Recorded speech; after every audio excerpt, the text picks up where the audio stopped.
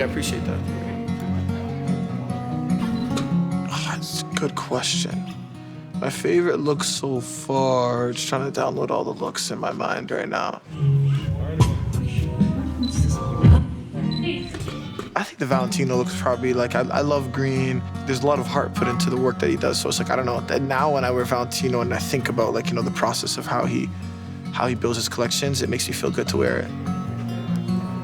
I think this spring I'm gonna be wearing, whatever pieces Virgil left me from his Louis Vuitton collections, the varsity jackets, just trying to honor the work that he did for the short but infinite time that he was at LV.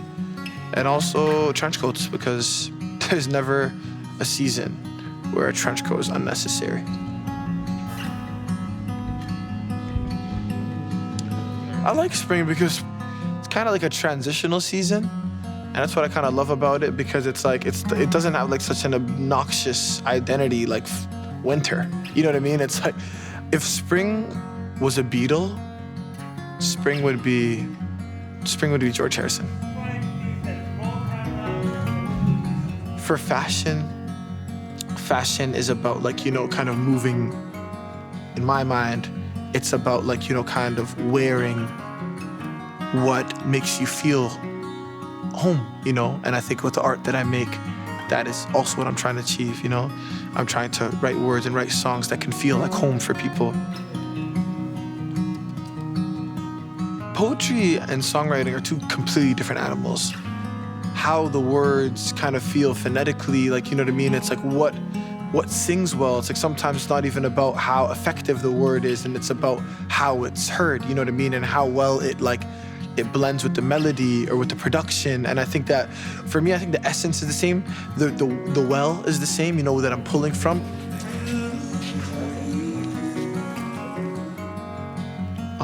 Snug Harbor in Mississauga.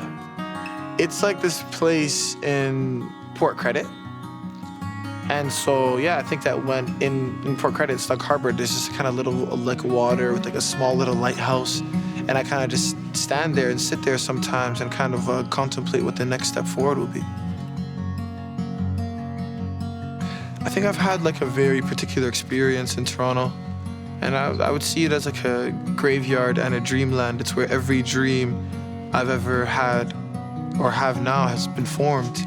But it's also where I've laid a lot to rest. I've laid people to rest here. I've laid a lot of the community that I once knew to rest, and what I thought I knew of it, I had to lay to rest as well. Steady, Will? Yeah. You good? Very good. And action. I don't know what's gonna happen from this point forward, but I know that I'm going to work at, kind of at my highest. I believe that with manifestation, I don't try to manifest anything in relation to a particular company or a particular person to work with. Other companies and other people and other artists are manifesting themselves, and they could be manifesting against whatever it is you're putting out into the air. So all that I could do is attempt to manifest and pray for the best possible stories to come through me, and that's, I think, the goal of an artist. Looking good though, looks fine. Another artist I love is River Tiber. He's an amazing artist from here. He's always kind of been Toronto's best kept secret for some time, and he's been producing music for so many of us, and he's one of the first producers I've ever worked with. Always develop the tools first. If you develop the tools of what your primary art form is first, and you develop it to the highest grade, just take your time to develop those things, because everything else will be enhanced as a result of it.